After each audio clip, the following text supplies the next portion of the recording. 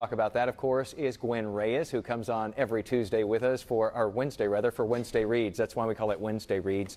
It's a new day. We didn't know.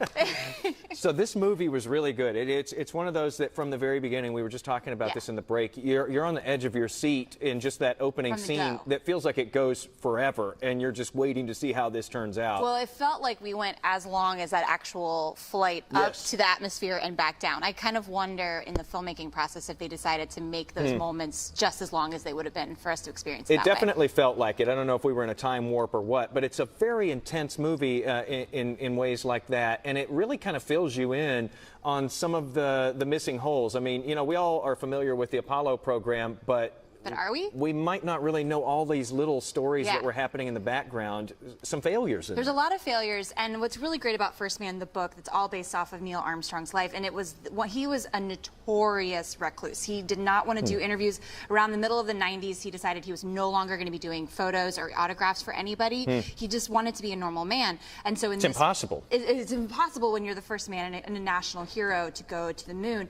But what was so great about it was that we got to see him as a person. And then also all of these revealed secrets that we didn't know, because NASA and the government wanted to keep secrets because they wanted to be the first to the moon. It was this constant arms race, but instead of it being arms, it was going to space. You know, and what's interesting, and I don't want to give anything away, is you also see the personal struggles that he had while he was training to do this and going through this intense training. He's going through a lot in his personal life, too. The book gets into that as well. Yeah, he goes through a lot. And the book goes through this where we talk about the children that he had and how he and his wife lost a daughter very early on, which you and I both admitted we didn't know about until I read the book, until we saw the film.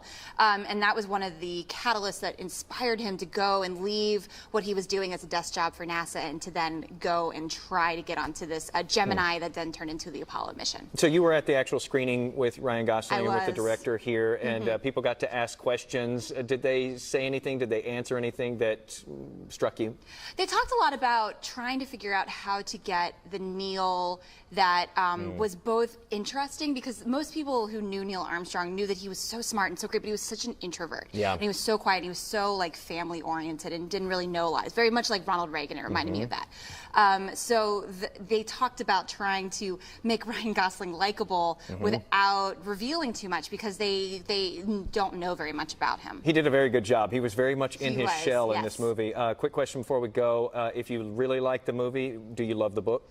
I think that the book is, if you're looking for just a quick, easy way of digesting that story, the film is for you. This book is definitely, it's written by an engineer. Neil Armstrong picked Jim Hansen for this book because he understood engineering. So it is a little heftier. It's going to take you a little while to read it. I had to read pages multiple times because it didn't make sense to me. It's great for space geeks, though. Yes, it's great for space geeks, and it's actually a very good audiobook, too. So if you have a hard time getting through it, audiobooks are always helpful that way. Very nice. Gwen Reyes from freshfiction.com joining us once again for Wednesday Reads. Yes, on Tuesday.